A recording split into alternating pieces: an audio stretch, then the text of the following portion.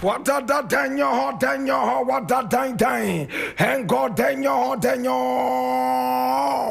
oh, what da dang dang.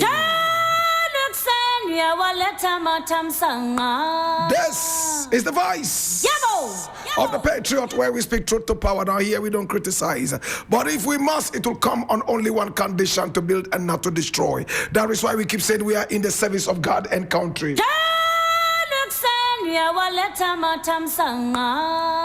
This is the voice of the Patriot, and I'm most excited to be with you, my brother, my sister. Now here we are not neutral, we have taken sides, the side of the truth. That is why we say we are the headquarters of the truth. This is the voice of the people, and they say the voice of the people is the voice of God.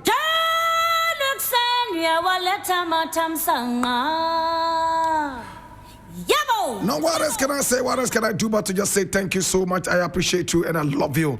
This is the voice of the Patriot. And today we have a number of issues to look at. And here we go.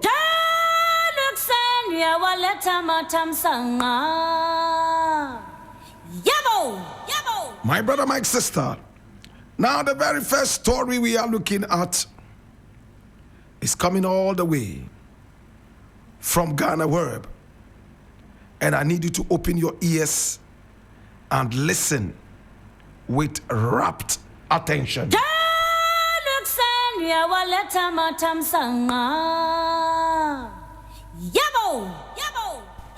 Now,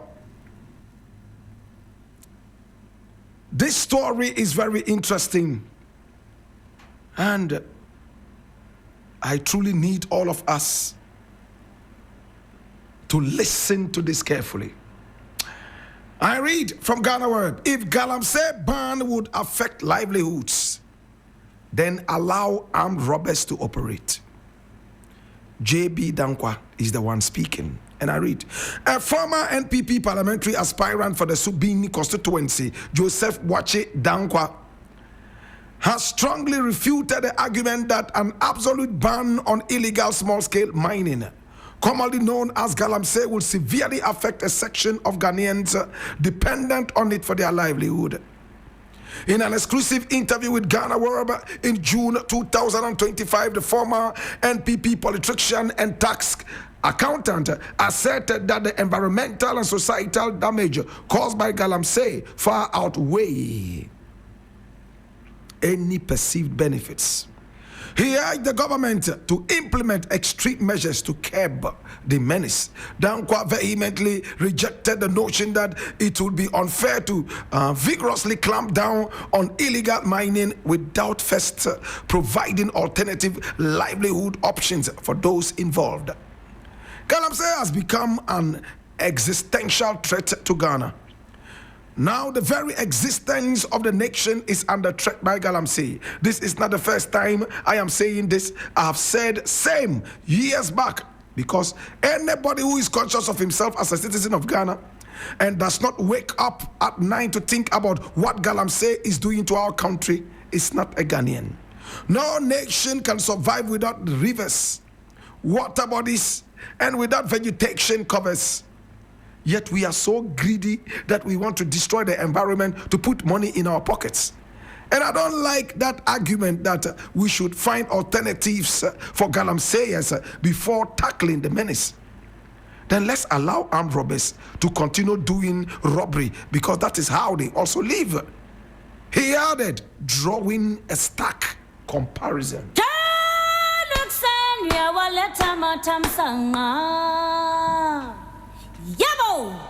Now this man here doesn't cease to impress me and to astound me.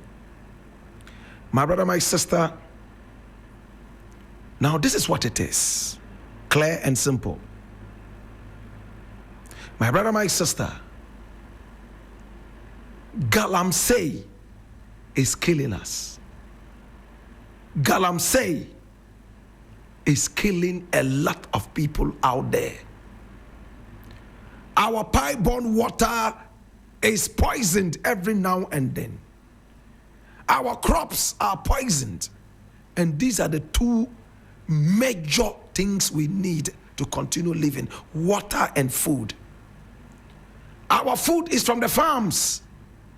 And if our farms are polluted, it means we are getting ready for an existential conundrum. My brother, my sister, the water bodies are also polluted. Rivers are polluted. Dams are polluted.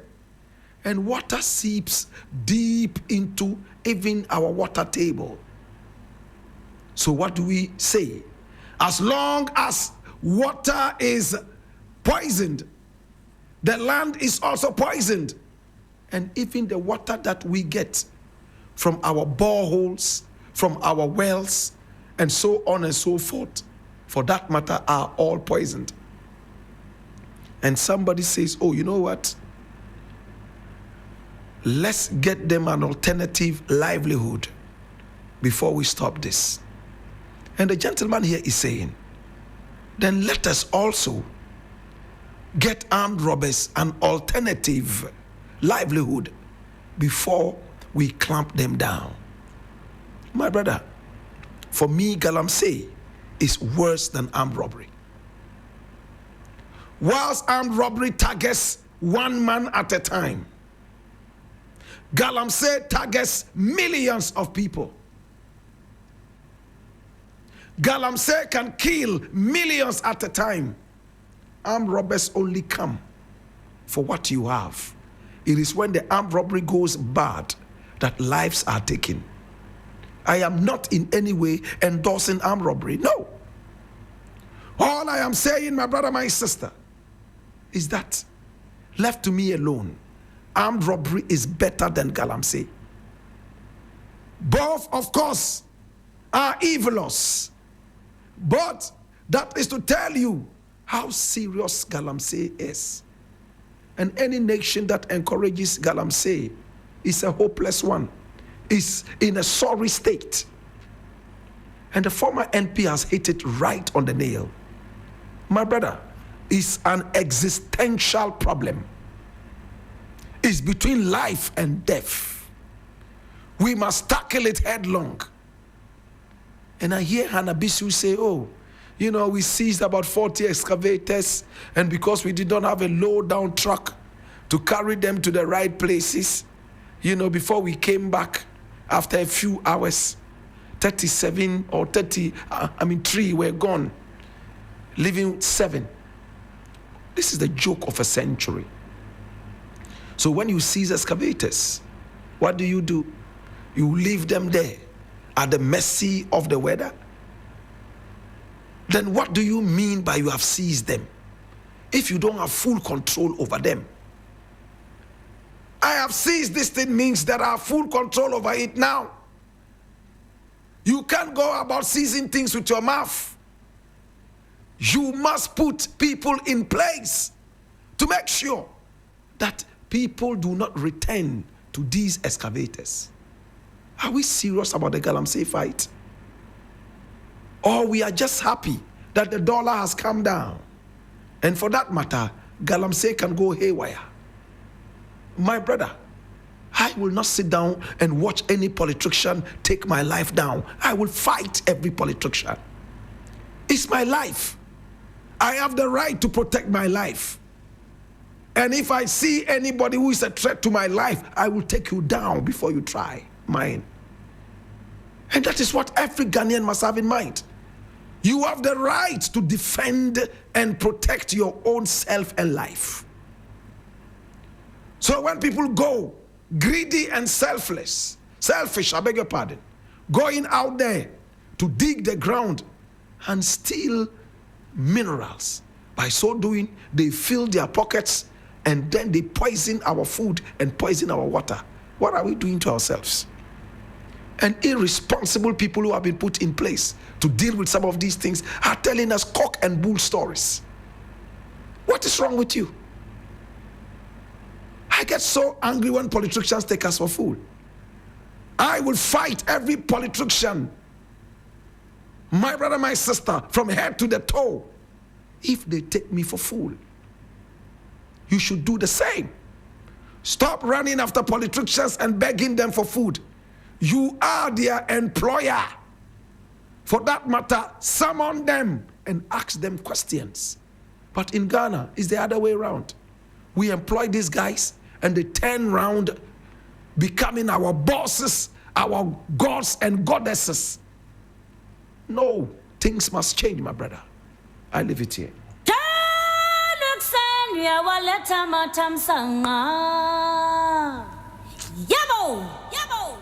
Now the next story I want to look at is also very interesting. All I need would be your ears. Now this one is coming from Cardinal Apia Texan, and he says Ghana should not be ruined by the greedy few. And the Cardinal was talking at the day of prayer when Ghana met to pray to God and dedicate the whole day to God for his mercies and also for God to guide the nation. My brother, my sister, the Cardinal hit the nail right on the head. The problem we have in this country is the problem of lack of patriotism. Everybody is greedy. I don't care.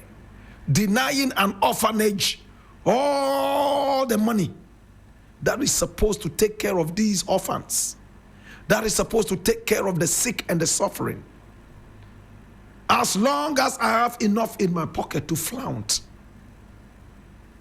How many people would steal from the poor and the destitute?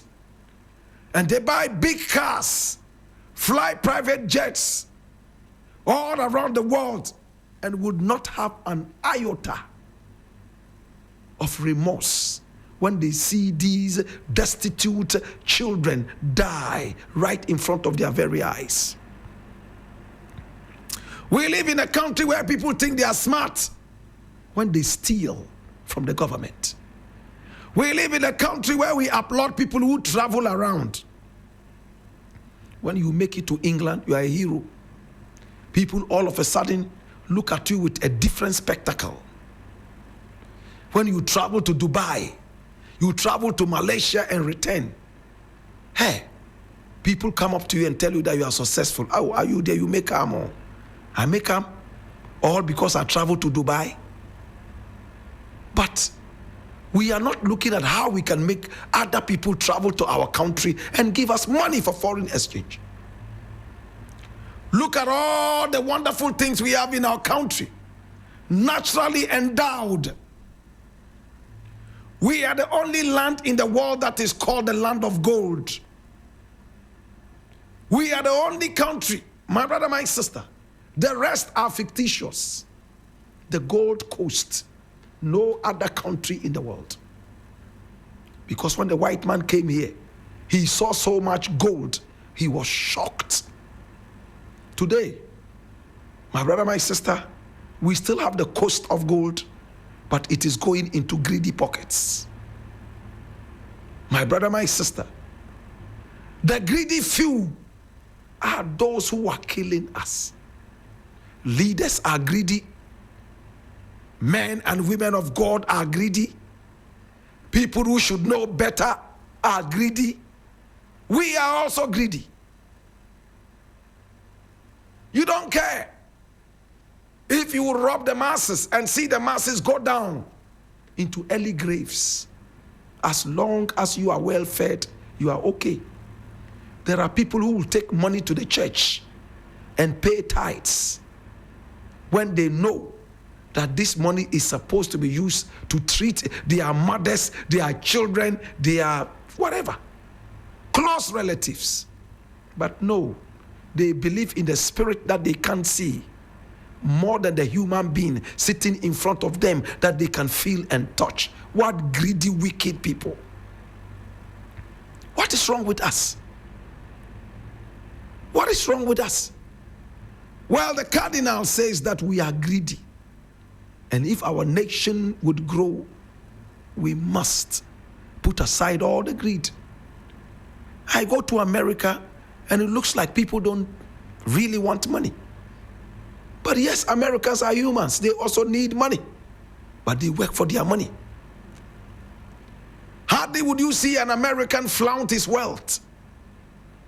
Everybody lives in such a situation in respect of the other person. My brother, my sister. But in our country, oh my God, musicians are flouting their miserable pennies that they call wealth. If somebody is able to make some pennies, he thinks that he has arrived. The first thing he does is to change his name from Kwame Mensah to Johnson Blankson. The next thing is to forget the name of his father. Third is to forget the name of his mother. Fourth, he can't even speak his language anymore. Then he's looking for a visa to go and live in America, England, and pretend that he's white. What a shame. What a shame. We quickly forget our tradition, quickly forget where we are coming from, all because of greed. Patriotism is the answer. My brother, my sister, patriotism is the answer. As long as we lack this, it's a big problem.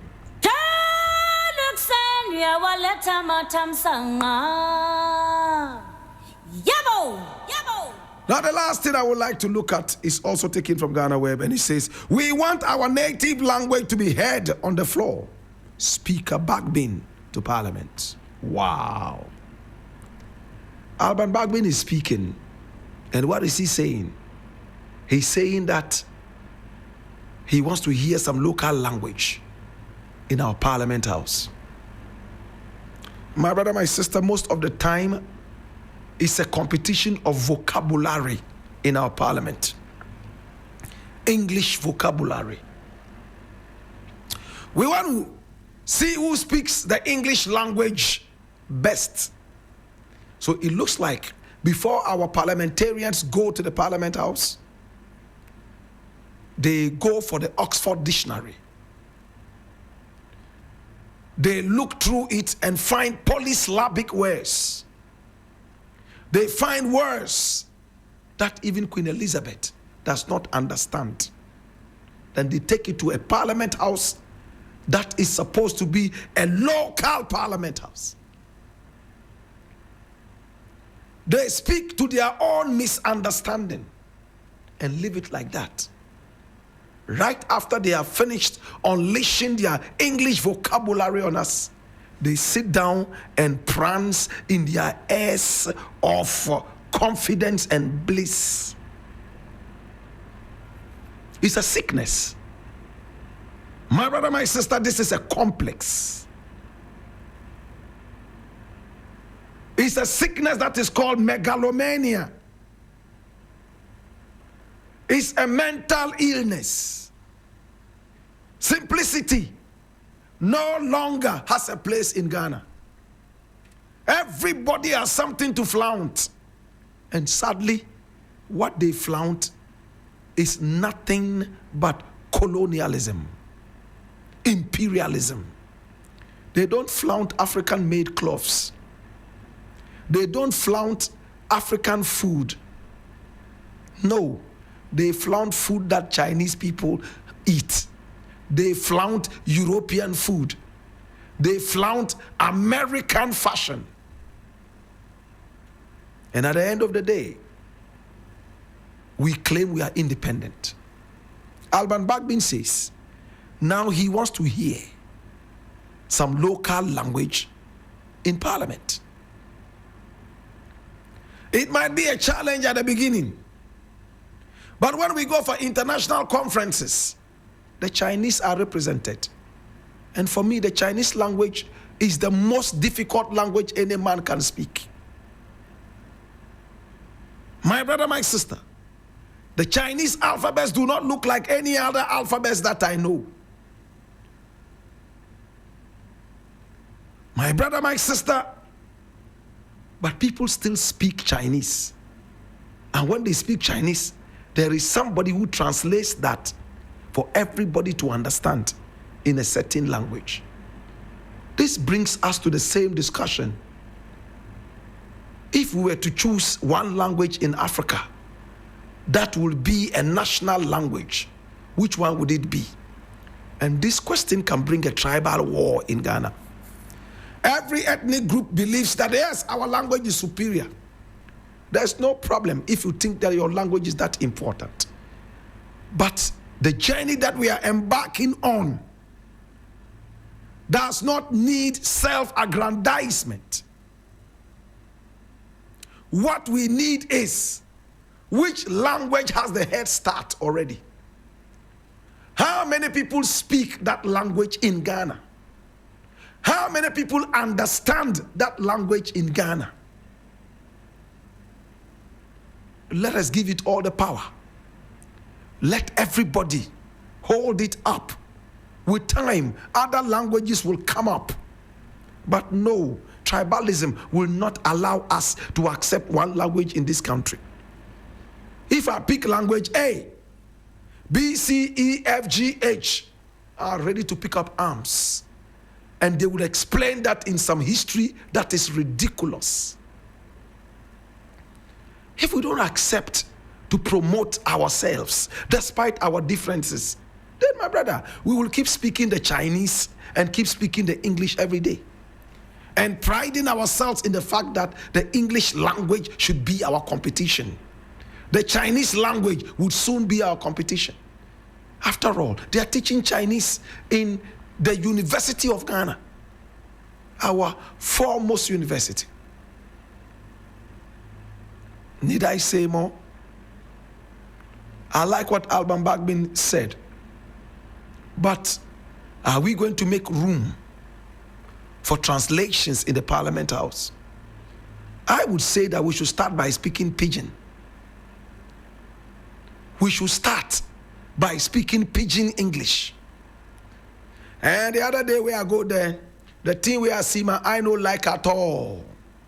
My constituency there, the water people they drink no good. It be dirty water.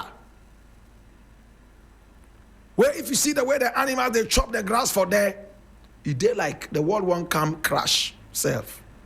My brother, very soon you will see how vibrant our Parliament House will be.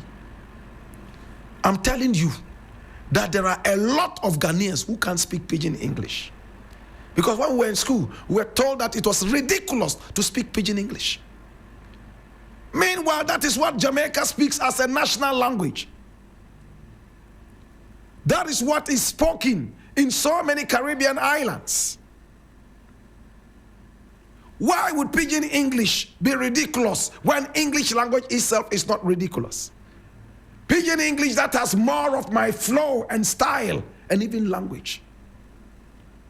It's some of these things that drove us to learn and speak Jamaican patois. Look how the Jamaicans push their patois. Today, every young girl in Ghana, you speak patois to them and they are dying. They are melting like shea butter in the sun. They love it.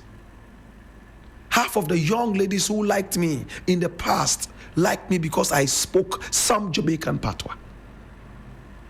But our own Pidgin, we have thrown away. It took only one woman in Jamaica to push the agenda of speaking the Jamaican patois. They also had the same inferiority complex as us. In Jamaica, the so-called upper class does not even want to speak patois. You speak in patois to them and they are speaking English language back to you because for them, patois is an inferior language. It is even up to this date in Jamaica, even though a lot of things have changed in the past. And when they start leaving Jamaica and they travel to other parts of the world, they realize that there are people who speak better English than them. And once they say they are from Jamaica, people just want to hear them speak with the Jamaican accent, the patois. That is where they get some respect and some recognition. How do you call yourself Jamaican if you don't speak Jamaican patois? That is your foremost identity apart from your skin color. If I'm lying, tell me I'm lying. Today, Even professors in the universities of Jamaica, from UWI and the rest of them, my brother, my sister, they speak fluent Patois. They write books in Patois. They have newspapers that write Jamaican Patois. But for us in our country, we are waiting for the Nigerians to break through and make everything happen before we come and eat from the ashes and the cinders. It's a shame. Afrobeat came. And if you don't sing in pidgin, my brother, you will be left languishing in the corner of absolute despondency. Yes. He's encouraged some Ghanaians to speak pidgin. The Nigerians popularized their pidgin in their movies. My brother, I go to Jamaica and I hear Jamaicans speaking Nigerian pidgin. And when I speak Ghanaian pidgin back to them, they are like, oh, your pidgin sounds more like English. More like Jamaican patois kind of. My brother, my sister, are we going to give an ear to our languages? Or we still want to speak English better than Queen Elizabeth? Imagine Kennedy Japan was speaking pidgin on his campaign trail.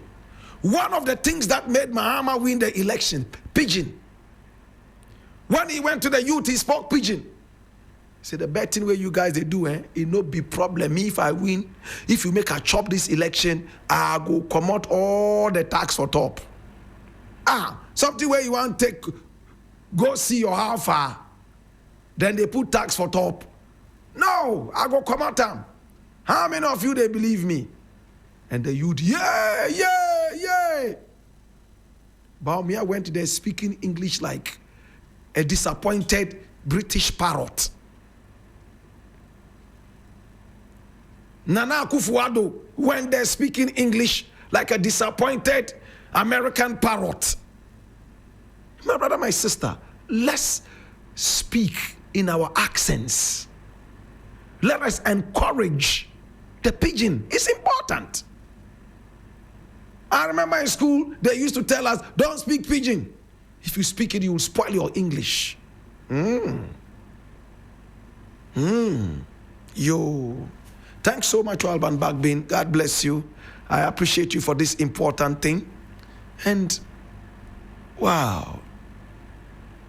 What happened to all those patriotic songs that we sang in our local dialects? Yanara assassini,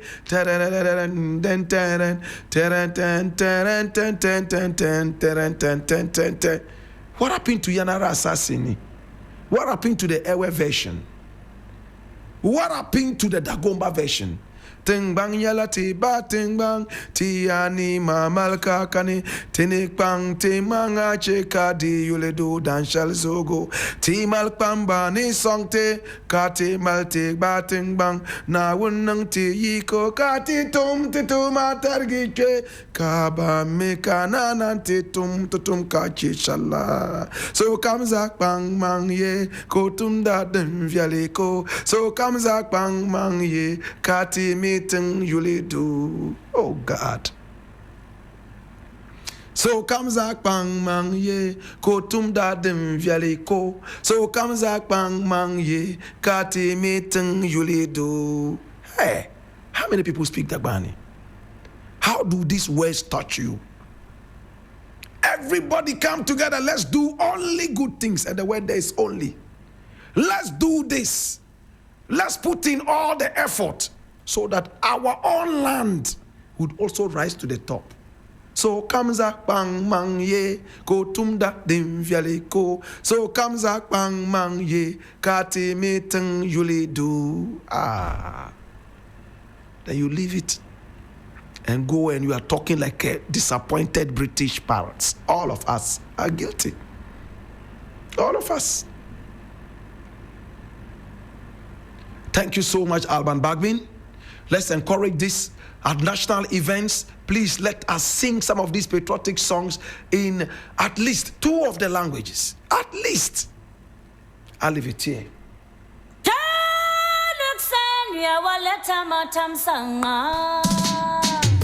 Yabo.